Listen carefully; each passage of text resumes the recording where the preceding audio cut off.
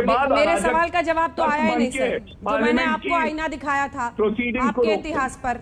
मैं जवाब दे दूं? मैं उस पे भी आता हूं। नहीं, अब क्या आइएगा सर, टाइम बहुत ले लिया आपने, जल्दी से बोलिए, 2 लाइन में बताइए। जब नोट उछाले गए देश की संसद में तब अपमान नहीं हुआ था? देखिए अंजना जी, मैं आपको एक बात बता दूं, ये बार बार तर्क दिया जा रहा है कि संसद में नोट उछाले गए, या अरुण जेटली जी श्रद्धेय जो हैं उन्होंने कहा था कि disruption is also a norm in parliament. Sushma Swaraj ji की भी बात कर रहे हैं। Right of the opposition. मैं एक ही बात कहूंगा, अरुण जेटली जी का वक्तव्य तोड़ मरोड़ के बोला जा रहा है।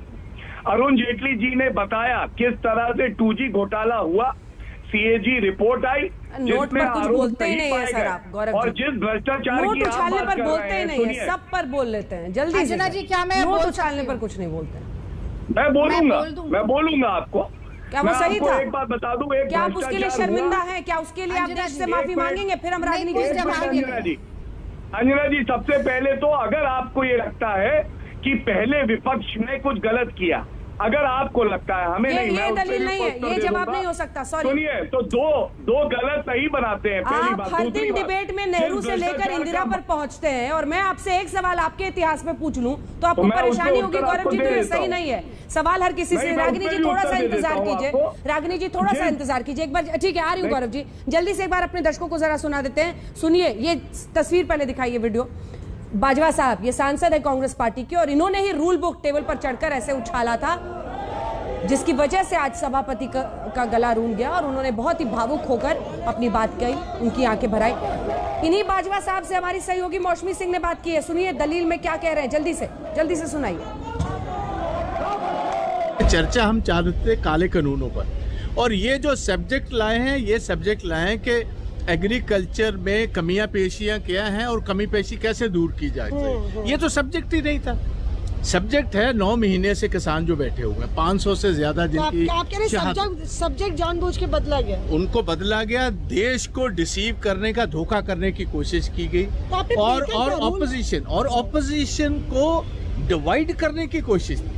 देखो, सभी की तरफ से लगातार वहां नोटिसेस दिए जा रहे थे 267 के नीचे, और इन्होंने क्या किया, मौका दिया बीजेपी के लोगों को, यहाँ 3 कांग्रेस के लोगों को। जो बाकी पार्टियां थे, इनका मकसद था कि अगर ये बहस शुरू होगी तो डिवीजन आ जाएगी ऑपोजिशन में। सो एक सोची समझी राजनीति के अधीन पहले सब्जेक्ट बदला, फिर डिवीजन करने की कोशिश की, और ये कम्प्लीटली असफल रहे।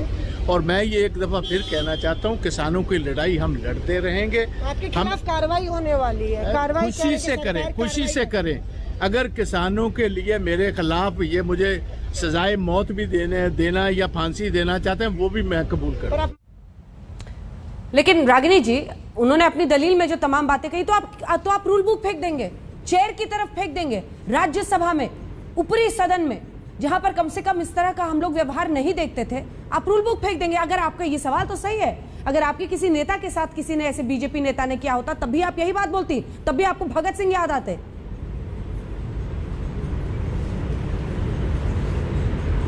अभी आपने नोट उछालने पर सवाल पूछा, उसका जवाब तो मिल नहीं पाया, लेकिन मैं आपको ज़रूर जवाब देती हूँ अंजना जी। देखिए, मैं बहुत खुश होती कि वेंकैया नायडू जी का गला भर आता और उनके आंसू निकल आते जब सितंबर 2020 में इन्हीं काले कानूनों को पास करने के लिए राज्यसभा में बहुमत नहीं था और माइक्रोफोन ऑफ कर दिया गया सांसदों का, वॉइस वोट के जरिए पास कर दिया गया, जबकि वोट डिवीजन ही नहीं हुआ। वो संसदीय परंपरा और मर्यादा का अपमान नहीं लगा वेंकैया नायडू जी को, तब आंसू नहीं आए, क्योंकि दलगत राजनीति